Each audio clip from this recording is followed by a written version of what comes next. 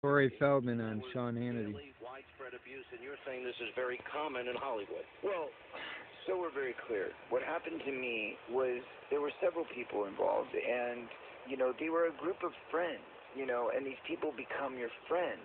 So as a child, you're not looking at it as, this is some big bad pervert that's coming to get me. And it's not a casting couch. It's not, hey, do this for me. It's not tit for tat. It's not like that. The way it comes to you is lower level people. It's not some big executive that comes along and it's different than Harvey Weinstein in the sense that, these are usually lower level people, publicists and managers and assistants and people like that. There's a lot of...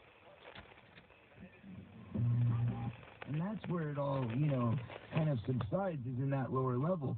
And then it's almost, like they serve a master of some sort, because then I know about, the main guy, right, who I've been talking about forever, who attacked, my friend, and that was a straight rape case. And we would know the name. Everybody listening would know the name of this individual. Absolutely. Yeah. And you're going to name names, and you're doing, I guess, a documentary on it. It's not a documentary. What we want to do is an actual film. I want to make a film of my life which portrays the actual events as they happened. Because, when I wrote my book, they made me edit it. They made me change it. They made me turn everything around because they weren't, the lawyers, the legal people, they're always afraid of putting themselves in trouble, right? So I want to do a movie where I can use all the actual names of the actual people, and I can tell the incidents and the stories in the horrific ways that I experienced them, so people can really feel what it was like to go through these traumatic experiences as a child, so they understand how it affects the psyche and how you have to deal with that later in life. How widespread is pedophilia in Hollywood? I don't have that answer. I don't have the answers to how widespread is it across the world. We've already seen the Catholic Church. Let me ask. We've already seen. I agree. It's horrible. The sports world, right? We've seen it at Penn State. This is kind of going on all over, right? So we know it's not just Hollywood. But you know of others. You know of many others in your industry that were victimized as children in this regard. Many. Yes. Yeah. Tell us about, now, a lot of people are questioning your motives here.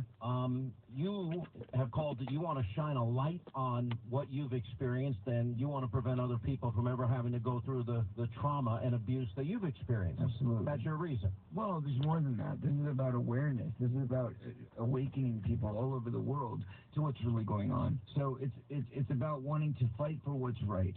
It's about good and evil. To me, this is about good and evil. There is nothing purer than the innocence of children. Saving and preserving the innocence of children is the most important thing that we can do. If we are going to survive as a race, the time is now for us to stand up as one for what's most important. Period. This is good and evil. I totally agree. Anyone that can abuse a child in any way, shape, manner, or form, it's horrific. Yeah, and there's no two ways about it. People want to mince words. People want to make it a party thing. It's not a party thing. I'm funny about that. These are young kids' lives that are ruined. How badly has this impacted you personally in your own personal life? And I know I can ask your wife, too, and you probably see how it's impacted him in his life. I've been running from this my whole life. I've been trying to talk about it my whole life. I've been shunned. I've been disgraced. I've been discounted and discredited over this.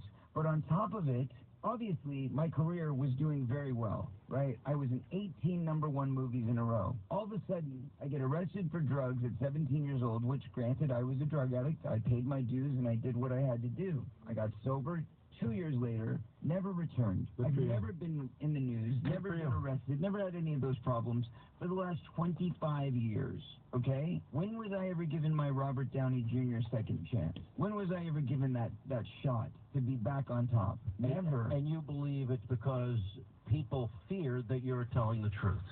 Or know that you're telling the truth. People knew at that time that I had a lot of information, and they knew that it was much better to sweep me under the carpet and forget about me than it was to allow me to become... But in fairness to you, you've become very successful in your musical career. And that's, yes, only because I did it independently. Again, no major label has ever backed me. Yeah. No major anything has ever backed me since all of this went down. I've been doing this on my own. I independently created a record label. I created a company. I created all of these things, both with my own finance, with independent financiers, and with even crowdsourcing. I've made these things possible.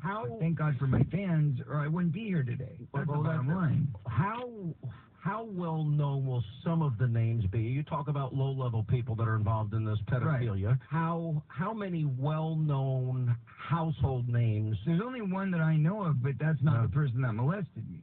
So we have to be very clear. I cannot go on record and say he did these things because he didn't do them to me. I know the effects that it had on my best friend, and he told me I know the story. The best friend isn't alive now, is he? No, he's not. I know the story you're talking about. I know the torment that he went through, and I saw that torment from when he was 14 years old, because that's when I was introduced to him, and that's when he told me about it, the very first day that we met. And this person, if I'm correct, was raped. He was raped. Courtney, I know you guys have been together 5 years.